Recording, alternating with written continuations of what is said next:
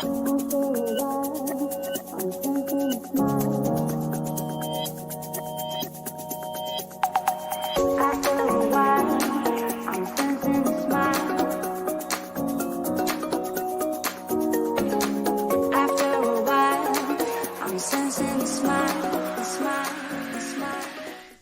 welcome everybody, it's Dan. Hope you're well today. Welcome to the podcast. It is a Tuesday after the bank holiday Monday. Hope yourselves had a wicked bank holiday Monday, or a bank holiday weekend, isn't it? We had a fabulous time. We actually went to a wedding in Spain, which is one of the most bonkers thing I think I've ever been to. Just at random points during the meal, music kicks off, the groom and groom, it was our second gay wedding, the groom and groom get up and just dance around, and then they go to tables, and then they hand out gifts. It's just bizarre. And then everyone's waving serviettes, tea towels. It's just, and then they sit down, and then 5 minutes later they do it all over again. It was bonkers. It was totally bonkers, but loads and loads of fun. Thoroughly enjoyed it. Lots of dancing, lots of daddy dancing. And I got to dance with my 8-year-old daughter, which was fabulous as ever. We actually danced quite a lot anyway. Thank God that's not on the podcast, I hear you say. Anyways, look, let's talk about why everybody should have a podcast. That's what today's session is about. Now, I was just looking at some of our podcast stats. We've been running a podcast since, I think, 2015, I want to say. This is our season 8. Our 8th year, and we actually call it seasons, and the season goes from January to December, and I can probably have a look at this and just see how many we've actually done. We've done an awful lot of podcasts, and because we've got 8 years worth of experience in creating podcasts, and sometimes, you know, we've done a podcast every day, for example, for months on end. That's quite difficult to do, obviously, and then other times we've done hardly anything, right? And so through that 8 years of experience, that has actually taught us quite a few different things. One of the really big things that it's taught us is that if you're not consistent with your podcasts, and by the way, I'm an all in or not in kind of guy. I don't do things by halves. If I'm going to lose weight, I'm going to lose a lot of weight. If I'm going to hit the gym, I'm going to hit the gym hard every single day. I can't just do 3 times a week, right? But what I've learned is that if I'm not consistent with my podcast, the viewing figures go right down. And so if you're going to start podcasting, which you should be doing for the reason I'm going to talk about, but you should be consistent with your podcast, which means go live twice a week, but make sure you go live twice a week every week for the next 12 months. Don't go live twice a week and then next week go live 5 and then keep trying to do 5 and then you get kind of burnt out and then you drop down to 0. Now, by the way, I am 100% hypocrite on this because I don't do that. I'm either going to do the podcast and I'm going to try and do it every day, or I'm not. And I'm really bad at just trying to be, Monday, Wednesday, Friday would be a great three times a week on a podcast. Doesn't have to be long. You don't even need to do video such as this, although it's better if you do for reasons which I'll talk about down below. But you should just be recording audio. Record yourself on your phone. That's what I used to do. I can't do them on these phones because there's no plug-in, but I used to have a lapel microphone. I'd plug it into my phone and I would drive to the shops for whatever reason, 10 minutes, and I would record a podcast. I'd pull that out, I'd edit it before we had a team of staff to do it for us, and then we'd publish that out. And that was really good. That got me to be really consistent with our ability to create these podcasts. But eventually you get burned out by doing 5, 6, 7 podcasts a week. And so then you end up doing none for months, right? And so there's a direct correlation here between the number of inquiries that we would have as a business coming in and the number of consistent podcasts that we would do. And so if you're not going to get consistent on your podcasts, you're going to struggle with them. And so you should absolutely be doing your podcasting on a consistent basis. Now, let me just go here. I don't know if it'll tell me how many podcasts we've got. Let me just have a quick look on a dashboard on Libsyn we use. I don't know why it doesn't tell me how many podcasts we've done. But we've done 8 years. Let me go to previously published. And I think we're about 800 in. 800 podcasts. Stats will tell me, won't it? Duh. 800 podcasts is an awful lot of podcasts, I think you'll find. I can't find it. I'll just crack on, shall I? Why can't I see how many podcasts we've done? Now, when you think about how many actual downloads you're getting, and that can go up and down as well, but Libsyn gives you a whole bunch of stats. When you look at, how many people are listening to a podcast and compare that with how many people are wanting to talk to us to, talk about digital marketing or property sourcing or website design, there's a direct correlation between how much we actually go live, like we're doing now, and how many podcasts we do, and how many leads that we get. And so when we talk about why you should have a podcast, number one absolutely is that it gets you into a wider audience than you could reach before. In the olden days, back in the 80s and early 90s, before we had the internet, and even the 90s and early noughties really, like, how do you get out and speak to as many people as possible?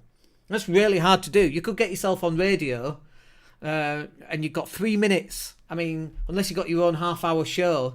But who had that in the 90s? Nobody, right? And so the accessibility of getting to a wider audience is much more difficult, or was much more difficult than it is today. And so one of the big things about podcasting, I'm just looking at where we get our downloads per country. So in the UK, that's where most of our people come from. But also we get people from the States, we get people from Canada, India. I'm just looking at the map. Australia, South Africa, Colombia, Ghana, South Africa, the UAE, Sweden, Japan, Indonesia. I mean, we get people listening from all over the world, but we get most people coming in from the UK. And obviously we have a UK audience, our customers are in the UK, but we don't mind people obviously listening all around the world. If they find it interesting, then that's awesome. But it gets us access to a much wider audience. Now, do we sell to people overseas? Generally not, although we've got a couple of clients in Australia now, randomly. And we've had people in America use us before. But it just gets us out to a wider audience. While someone's listening to my podcast for 30 minutes or 20 minutes, they're in the car driving, they're on the tube, they're sat on the toilet. People listen to podcasts at all sorts of places while they're out running, doing a workout and so on. I'm in their head. I'm talking, giving advice in their head. They're listening to me. Where else can I do that? I can't go to a networking event and have someone's sole attention for 30 minutes. Not quite sole attention because I might be doing other things, but I can't get their attention for 30 minutes other than if I'm speaking at an event. But I can with a podcast. And so this is going to get you into a wider audience. Some people don't watch Facebook. They don't log into Facebook and LinkedIn and Twitter. They don't watch YouTube. They're not on Instagram. And so they're not able to see that you even exist. And so that wider audience is kind of a two-part process here. One is so that people see that you exist and then you invite them back to your social media platforms. Or they, now they know that you exist, they go onto your website and then you can hit them up with retargeting adverts and so on. That's the first step. And the second step is where they become a fan or an audience member in some way. They get to know who you are and they get to like who you are, hopefully. And if not, we've said this a million times, they're going to love you or they're going to hate you. Either is fine. If they're going to hate you, they're never going to waste my time on a phone call. If they're going to love me, they're going to get on a phone call, they're going to buy what we sell, we're going to have a long-term relationship as clients. And that's wonderful. They'll come out to Spain for the business retreat, we'll have a few cocktails on the beach. Happy, happy, happy days, right? All that comes from getting yourself out to a wider audience, which, an audio podcast has this unique method of getting whatever content, whatever advice, whatever life advice it is that you have out there. So people, like I say, they're going to hate you or they're going to love you. And I get both. I tend not to get abuse, despite me trying really hard. But it gets you out to a wider audience, and that's one of the main keys. So why else should everyone have a podcast? So people consume content differently.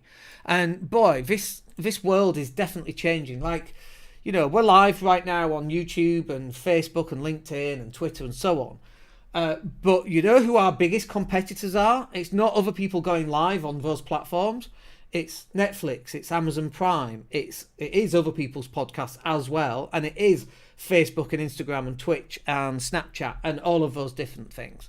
And so different people are going to consume different pieces of content differently. Some people want to read. Some people want to just listen because they're out for a run. They can't hold the phone watching you on a video. They just want to listen to it. Some people are driving and want to listen to it. Some people are sat on the beach and like, let me watch his podcast or listen to the podcast. And so different people are going to consume different content in a different way. And you should be making your content accessible to all of these different methods that other people want. So, for example, one of the bits that we lack on, quite frankly, because it's really expensive to do, and but it would actually help us massively, is if we got someone just to write everything that I said, and I know AI can do it automatically, but goodness me, AI, I talk like this for God's sake. What's AI going to do with this blooming accent? It's not going to be easy for it, is it? But that's a bit that we're missing, because some people just like to skim. People don't read anymore, right? People just skim headlines, and then if the headline is the advert for the content, and if not everybody reads every single word, but different people do consume different things differently, and it's not for me to say to people, you should listen to my podcast, or you should watch my video, or you should read my content. It's up to them.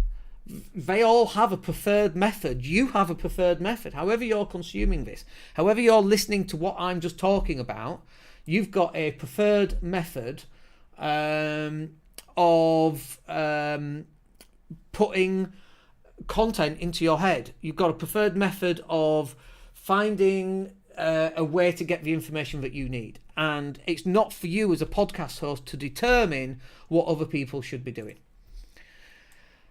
Why else should you have a podcast show? But boy, it is cathartic as anything when you see these dastardly Tories doing their next awful thing to poor people, and you can talk about that. And actually, I tend not to talk about politics, because politics is very polarising.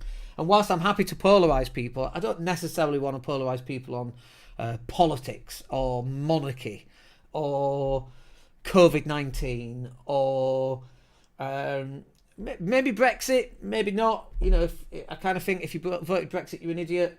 I'm kind of happy. They're usually not in our demographic anyway. But going live and being able to express how you feel about a particular subject, especially if you see something that's fundamentally wrong, someone's being bullied because of their gender or their sexuality or their belief system or whatever.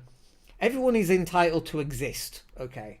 And everyone is entitled to their own opinion, regardless of whether it's right or wrong. I've got opinions which might be wrong as well. Obviously, they're not. All my opinions are perfect, obviously.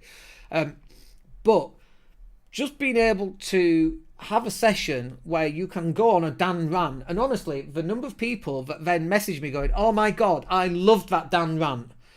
That really, it set me going. It was very funny, very authentic. People love it. People literally message me when I go on a Dan rant. And I try not to do them because we try not to polarise too many people. Otherwise, we'd have an audience of 0. 1. Thanks, Mum. But being able to just talk about stuff and have a rant about something that's clearly bollocks, right? Like Section 24, was brought in for taxing landlords, and then for some unknown reason, rents have absolutely shot up. And I wonder why. Oh, can't be because of Section 24. Having a rant about that, for example, obviously lots of landlords understand it, lots of non-landlords don't. And being able to express that, first of all, it's good for me because it's cathartic. And second of all, it enables other people to actually understand where we come from those sort of situations. And so you should be able to express yourself. I'm a great believer in that. And if you can express yourself in a way that appeals to a lot of people, then people can appreciate what you feel or how you feel, even though they might not agree with it. And then the other side of this is, for example, if I'm talking about, Brexit's just ridiculous, isn't it? Food prices have gone up. I was reading last night about foods not being available in UK supermarkets, and the food that is, like fruit and veg, is, not the best quality and so on. Like, that's just bonkers. And so for all those people that agree with that, and I talk about that, then it enables us to build a bridge between having a relationship with the people who are listening and the words coming out of your mouth. And now they're like, yeah, I see what Dan's talking about. And even sometimes when people disagree, they can have points of agreement within that content, right? So not only is it cathartic, but it also allows people with similar opinions to go, yeah, Dan knows what he's talking about. That's easier when you're getting somebody onto a phone call. They already know what you sound like. They already know what your opinions are, and you've already got lots of touch points that you can touch on with points of agreement. And so just finally on the cathartic side of things, I love, I've got a lot to say, right? And sometimes it gets me in trouble and sometimes it doesn't, but I've got a lot to say, and it's incredibly useful just being able to have a platform that people listen to sometimes, that people can listen to or not listen to. It's completely up to them. And then just finally on this, it gets much easier to repurpose content. So for example, we are currently live on YouTube, LinkedIn, Twitter, and a couple of different Facebook accounts, and Twitch as well. Welcome. We didn't used to go live on Twitch, but we are live on Twitch now. And so what that allows me to do is, first of all, I can speak one-to-many. So we can speak to people on all sorts of different platforms that we couldn't do in the past, right? That's pretty amazing. First of all, I think that's amazing. The second thing it allows us to do is we can now pull out the MP3, the audio from this podcast, and we can create 4 different podcasts, because now we've got 4-part series on, so for example, if you're looking at a podcast and there's a 40-minute podcast, you're like, oh my God, I don't want to listen to 40 minutes. But you see the bit, it says, why everyone should have a podcast show, number 1, wider audience. You go, yeah, I want to listen to people consume content differently. Number 2, what's that one? I want to listen to that one. They can go into that one specifically. So we're repurposing a longer form piece of content into shorter form pieces of content so that people can delve directly into that very specific piece of content. So they can consume just that one, and then they might look at a different podcast talking about property and just go deeply into that piece of content. And so we might have a 20, 30, 40-minute piece of content that we then break down into shorter pieces, both visually and audio-wise.